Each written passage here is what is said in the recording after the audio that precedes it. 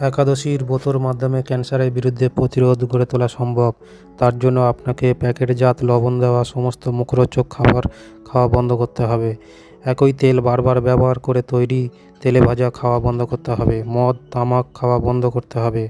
নিম হলুদ আমলকির জুস খেতে হবে। স্যালাড ও সবুজ শাকসবজি এবং ফাইবারযুক্ত দানা শস্য খেতে হবে।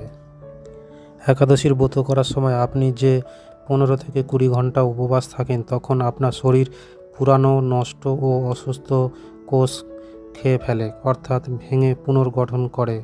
এর নাম অটোফ্যাজি বা নিজেকে খাওয়া। এর ফলে বয়স্ক কোষ দূর হয়, প্রদাহ সৃষ্টিকারী কোষ পরিষ্কার হয়, ক্যান্সার কোষ নষ্ট হয়। এটা একটি ডিটক্স সিস্টেম। কোষের ভেতরের আবর্জনা, খারাপ প্রোটিন নষ্ট ও মাইটোকন্ড্রিয়া পরিষ্কার হয়ে যায়, ফলে শরীর রোগ প্রতিরোধ ক্ষমতা বৃদ্ধি পায়।